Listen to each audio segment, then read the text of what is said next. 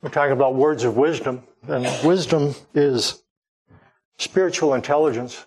And biblically, wisdom is not measured so much by what you know, what we know, but wisdom is measured by how we live our life, and particularly how we deploy our words. James talks about wisdom, and here's what he has to say. He starts with the question and then answers it. Who is wise and understanding among you? And then he goes into fill in the blanks. There's a lot of ways to answer this question. Who is wise and understanding among you? Some answer it by how much you know and your ability to make good decisions. And here's how James answers the question. He says, let him show it by his good life, by deeds done in the humility or gentleness that comes from wisdom. But if you harbor bitter envy and selfish ambition in your hearts, do not boast about it or deny the truth. Such wisdom does not come down from heaven, but is earthly, unspiritual, of the devil. For where you have bitter envy and selfish ambition, there you find disorder and every evil practice. But the wisdom that comes from heaven is first of all pure, then peace-loving, considerate, submissive, full of mercy and good fruit, impartial and sincere. Again, he starts the question, who is wise and understanding among you? Let him show it by his good life, done in the deeds, done in the humility or gentleness that comes from wisdom. Wisdom is associated with humility, with gentleness. It's not evidenced, again, by what we know, but how we treat others. There are different kinds of wisdom. So James is confronting individuals who believe they're wise, and what he ends up saying to them, okay, you might say you're wise, but wisdom comes in two varieties. There is a wisdom from above that comes down from heaven, but there's also a wisdom from below that comes from the other place. And when you think of it, the directionality of wisdom that comes from above and wisdom that comes from below, you can tell wisdom by the posture of a person. You can tell if it comes from above or if it comes from below. If wisdom comes from above and exerts this kind of influence on you, then wisdom from above brings us low with respect to other people. The word for humility in the Bible is the word for low. It's the serving of one person. So wisdom from above creates a downward influence that leads people to serve others. Conversely, wisdom from below would do the opposite. It would lift individuals above others so that they feel better than others. It's associated with arrogance. The wisdom from below, it says, if you harbor bitter envy and selfish ambition, wisdom from below is marked by those two things. Bitter envy and selfish ambition. Bitter envy is when somebody has something you want and you just can't get it out of your mind. You have something I want, and every time I look at you, I see that you have something that I want, and over time, my desire to have what you want becomes bitter. And in the context, that's bitter envy is associated with wisdom from below. When it's driven by, I want to be smarter so that I can get what you have, that's wisdom from below. There's bitter envy and selfish ambition. Selfish ambition is really easy to understand at this time in our cycle of years. We're in the middle of a political campaign. And selfish ambition can be defined as a divisive kind of campaigning spirit. And that's what happens in political campaigns, that individuals say things about their opponent in order to draw away voters to themselves. And that's the sense for selfish ambition. It's a divisive campaigning spirit. But in this context, it's not happening on the evening news, it's happening in the churches. What's happening, individuals who want positions and places of responsibility, they want to attract people to their house church. What they're doing is they are campaigning in a way and saying negative things about people who lead other house churches in order to draw away attendance to their own. It says that where you have bitter envy and selfish ambition, you find disorder. And every evil practice, we talked about that word evil, it really is more about worthless. There is work done for God that's valuable. There's work done for God that is not valuable, that lacks value. And that's what bitter envy and selfish ambition represent. When the work of God is driven by, I want what you have, and I'm going to say whatever I need to say in order to draw people to my church, that kind of work for God does not have value. It's worthless. That's the sense of the word. There is wisdom from below, but then he goes on to talk about wisdom from above. And that's associated with gentleness and humility. He uses a number of words to describe wisdom from above, and we're going to look at the first one. Pure. Pure. Wisdom from above is pure. What do you think of when you think of pure? You think of something that's not polluted. Something that's clean. And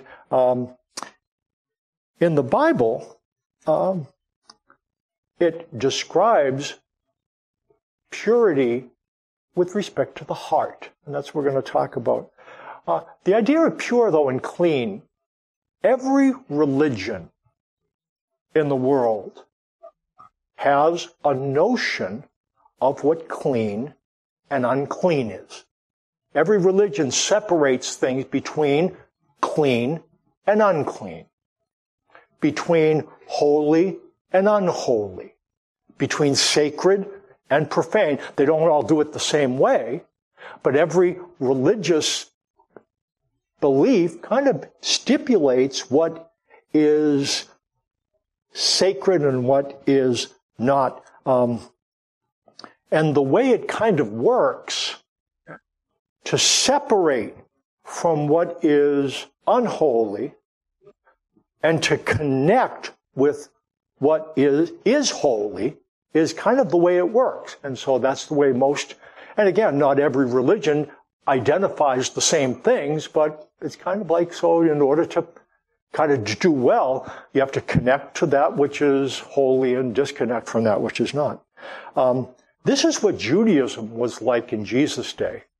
And Jesus comments on, he says, the Pharisees and some of the teachers of the law who had come from Jerusalem gathered around Jesus and saw some of his disciples eating food with hands that were unclean, that is, unwashed. The Pharisees and all the Jews do not eat unless they give their hands a ceremonial washing, holding to the tradition of the elders. When they come from the marketplace, they do not eat unless they wash. and they observe many other traditions, such as the washing of cups, pitchers, and kettles. Today, when we eat, if we haven't, a number of us will wash our hands.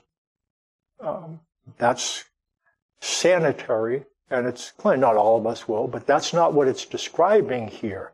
It's not doing so because of physical cleansing. It's kind of, the idea was that if you walked around, some people were holy, some people were unholy.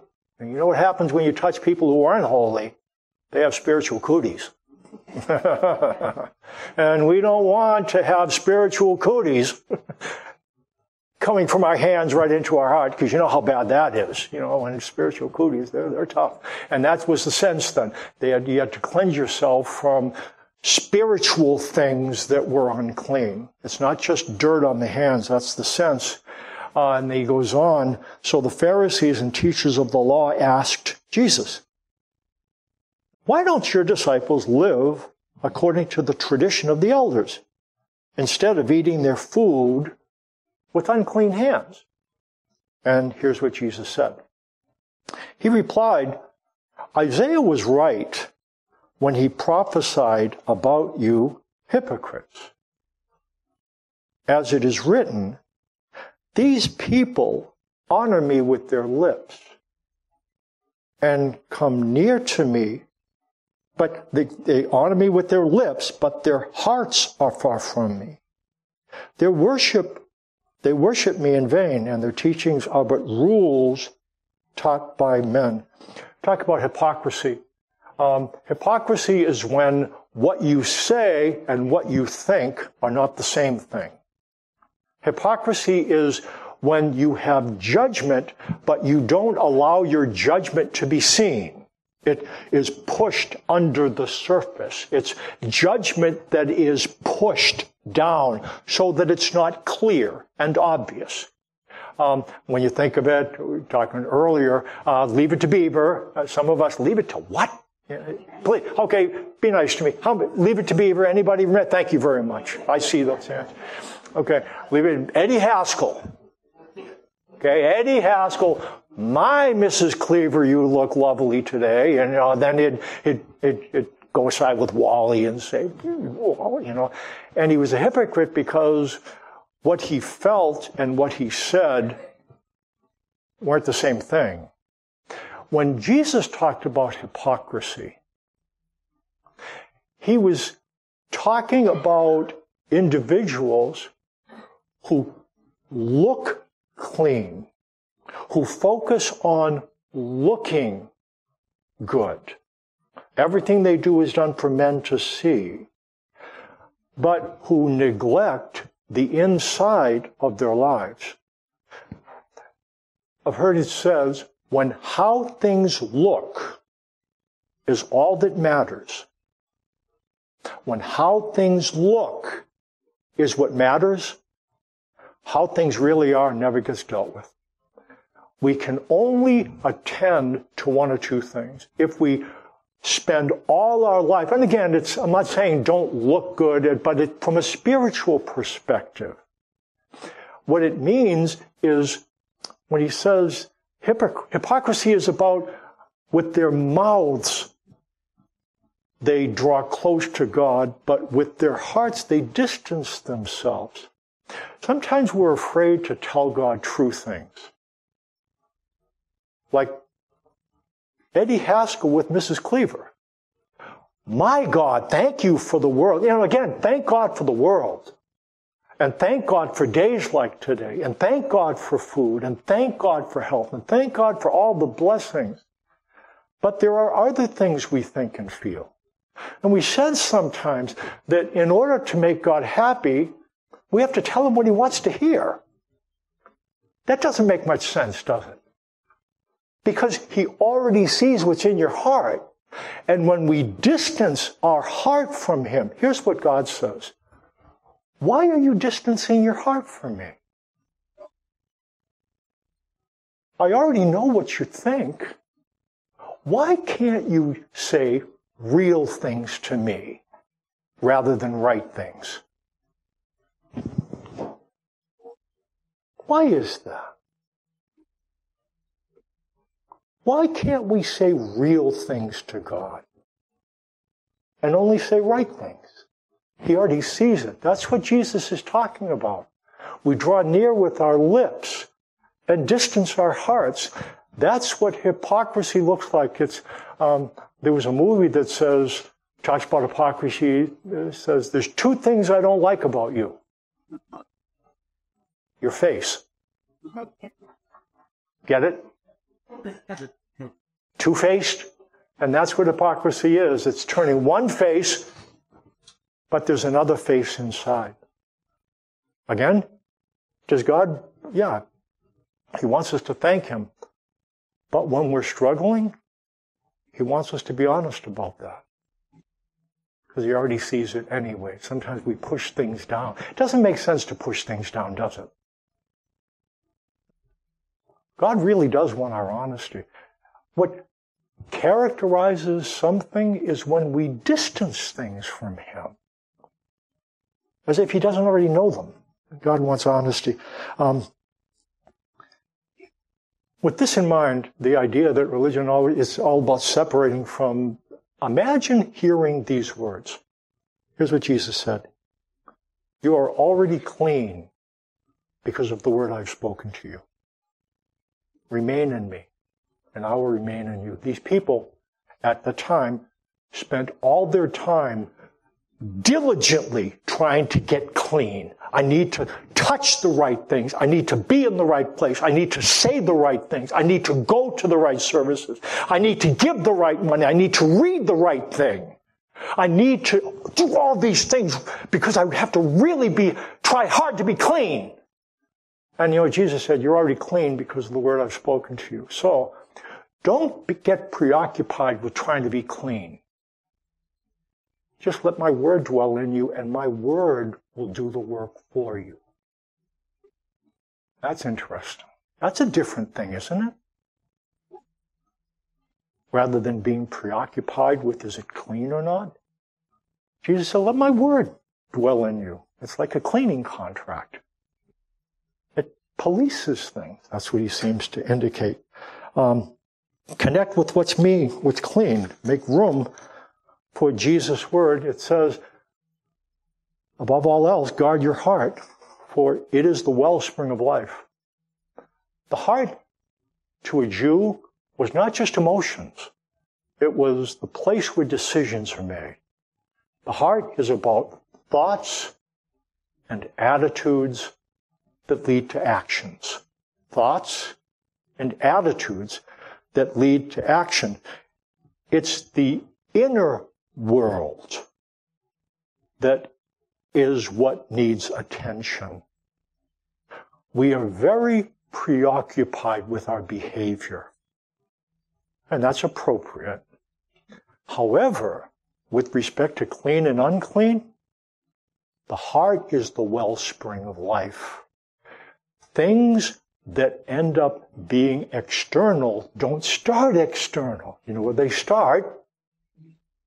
In the wellspring, in the heart, where thoughts and attitudes are. And the thoughts and attitudes lead to actions. We are so busy trying to do the right thing that we don't focus on thinking the right way. And that's what Jesus said. Let my word be in your thoughts, and my word will keep you clean. That's what He seems to suggest. Actions come from thoughts and attitudes, or, to put it a different way, misbehaving comes from misbelieving.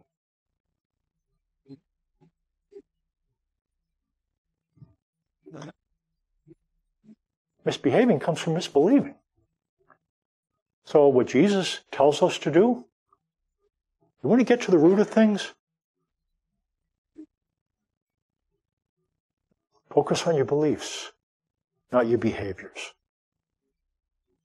Because beliefs are at the root of the problem. And behaviors are the fruit of the problem. Get to the root of it. That's what. And look what it says. Paul writes about this and kind of describes it in this passage. It's going to talk about darkness, and it's going to talk about sensuality, about depravity. So what you're going to find, darkness and depravity. You know what depravity is? When people do things that aren't good to do. There's dark thoughts and depraved actions. Now, here's the thing I want you to try to find. What is cause and what is effect? Do depraved actions lead to dark thoughts? Or do dark thoughts lead to depraved actions? Okay? See if you can find that here. This is what it says.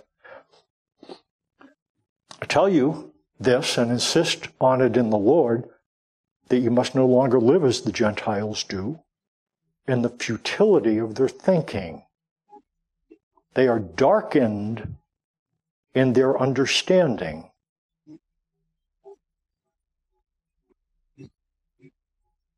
And separated from the life of God because of the ignorance that is in them, because of the hardening of their hearts. Having lost all sensitivity, they have given themselves over to sensuality so as to indulge in every kind of impurity with a continual lust for more. What do you find? Darkness leads to depravity. Depravity leads to darkness. Is it thoughts then actions? Or do actions lead to thoughts?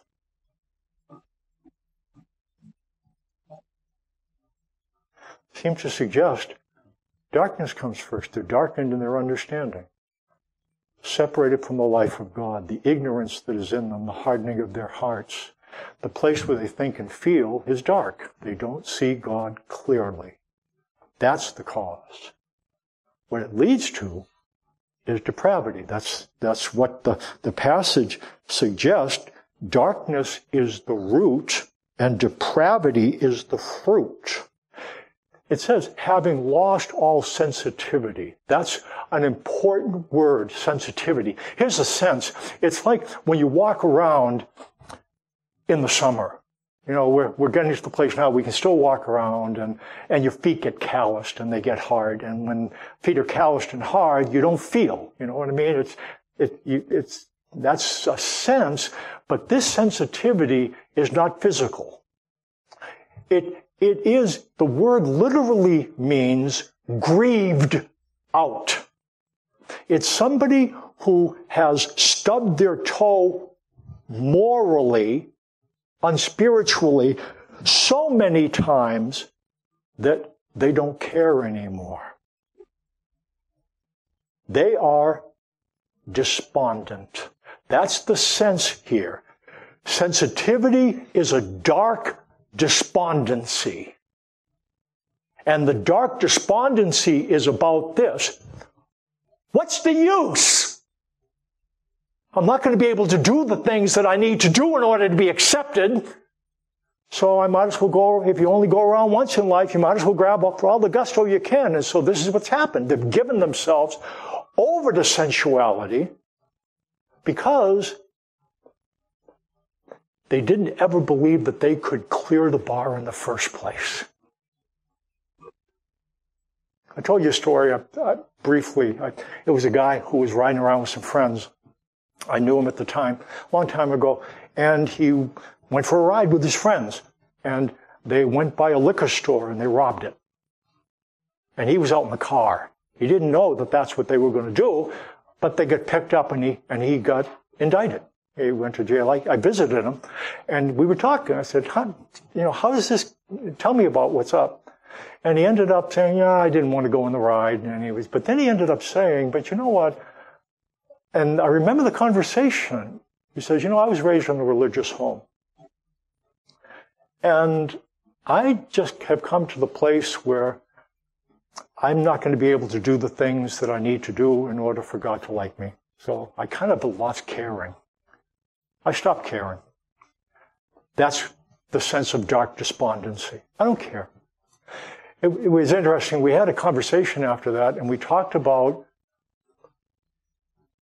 the way he thinks about God, and we talked about the new covenant and how God says, I will forgive, be merciful to your unrighteousnesses, and remember your sins no more.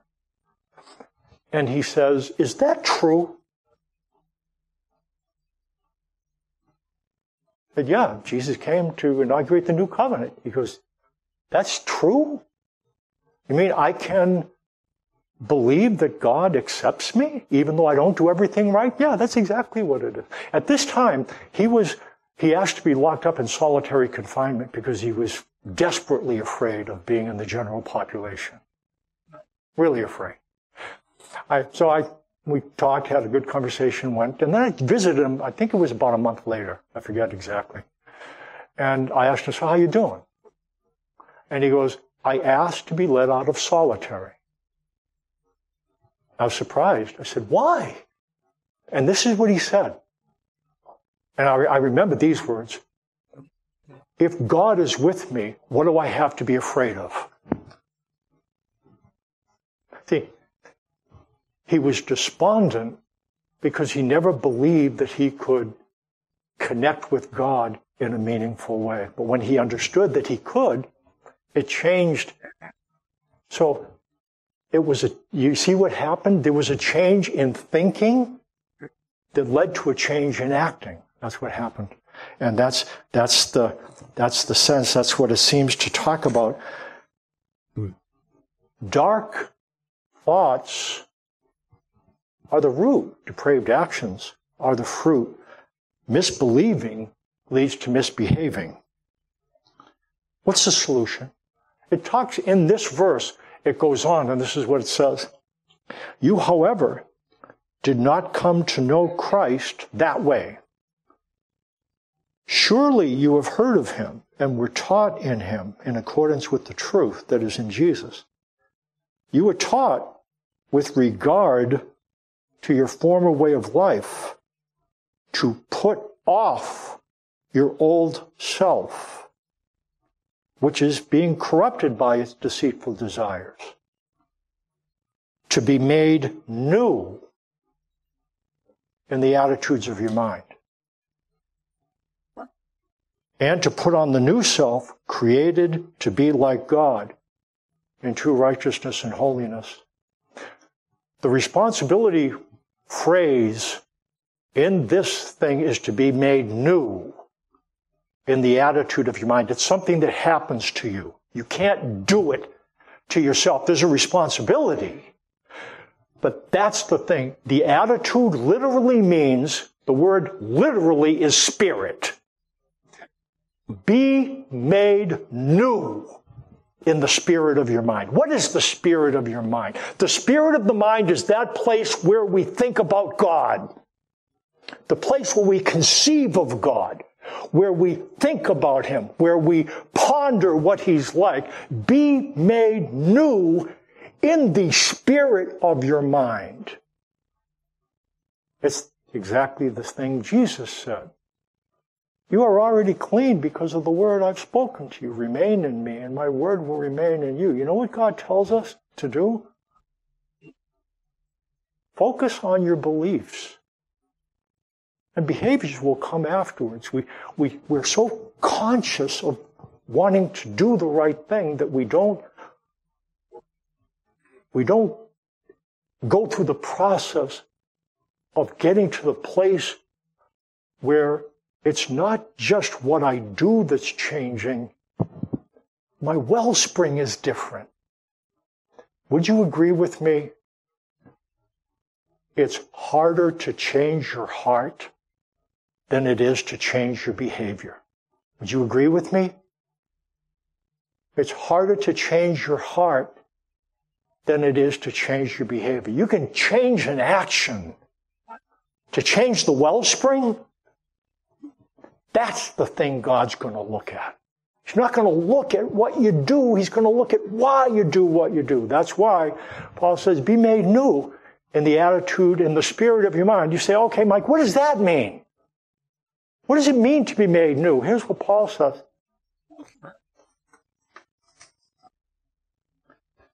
You did not receive a spirit that makes you a slave again to fear. But you received the spirit of sonship, and by him we cry, Abba, Father.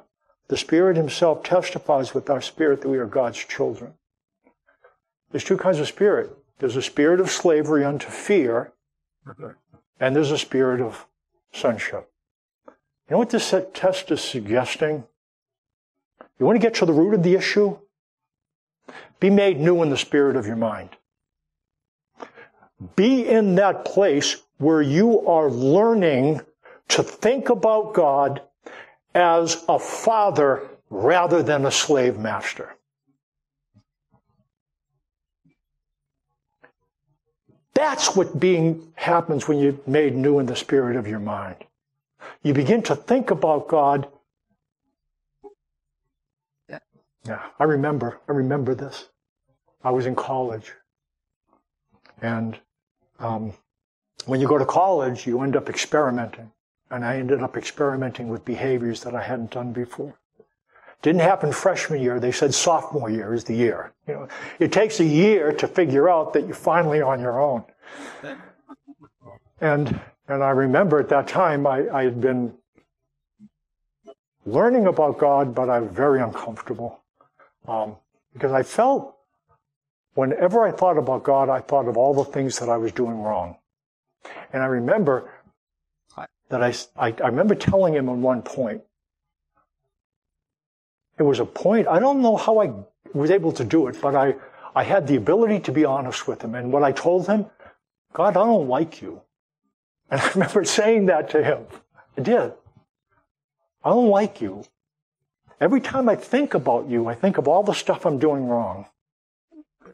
I would like for there to come a time in my life where I think about you and I breathe a sigh of relief and it feels warm. And the following day, not the following day, decades later, little by little, and I'm not there, but you know what? There's a warmth that wasn't there at that time because I'm more aware of his promises. And when I think about him, there is a sense of comfort now. I've learned to be a little more honest with him. And I'm not walking on water. I've got a long way to go. But you understand what we're talking about. It's about the wellspring. Be made new in the spirit of your mind. If you're in a place where you're being taught to be afraid of God, if you listen to it on the radio, turn the radio off.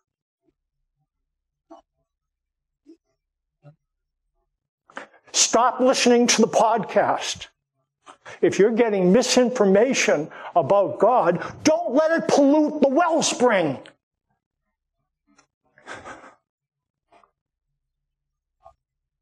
Don't. It's too important. This is where he makes the changes. Be focused on his promises. Be focused on his grace. You know what happens? Your heart starts to beat slower. And you start to develop a relationship with him. It's especially true when you do something wrong.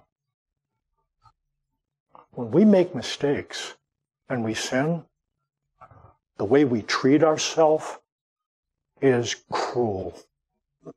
But God says, don't. Is God concerned about behavior? Yes. And you know what he says? You make sure the beliefs are right, the behavior will take care of itself. It might take time. So when you do something wrong, we've looked at this before and I close with this. I want you to practice this. When you do something wrong, when you cut somebody off in traffic, have you noticed how many people, they're running red lights, and some of you just hate to drive in traffic. You know? But when you do something wrong, and it might even be worse than yelling at somebody in traffic, there might be things that you're really embarrassed about. And you think, is God going to judge me for that? Jesus came and says, if you hear my word, believe him who sent me, you're not going to be judged. You're not going to be judged. And so when you do something wrong, here's what I want you to practice. God, you know what? I did that thing wrong. And because of the new covenant, you're still in me, and you're still with me, and good's still ahead of me, guaranteed. You know what you're doing when you say those things? You're adjusting the wellspring. You're being made new in the spirit of your mind. Do this, practice this. I do. And it's helped me over the years. God, you know what? I just lost it. And I wish I hadn't, but thanks, because you came, Jesus. You're still in me. And you're still with me. And good's still ahead of me, guaranteed. You can remember that, can't you? You practice that? If you practice that, that will lead to being made new in the spirit of your mind. Let's stand for closing prayer.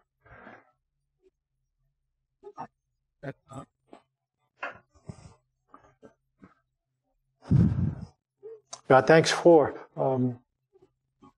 understanding us enough to tell us that you are concerned with behavior. That's why you address beliefs, because behavior comes from beliefs. I pray that little by little, we might be able to be made new in the attitude of our mind, so that we could put off the old and put on the new. We can't put off the old and put on the new until we're new in the spirit of our mind. So little by little, I pray that you would help us think correct thoughts. Help us to apply this to ourselves. Be mindful of promises when we sin, to thank you for forgiveness, and to continue to be in places where we listen and are mindful of the promises you make to us. Thank you for that.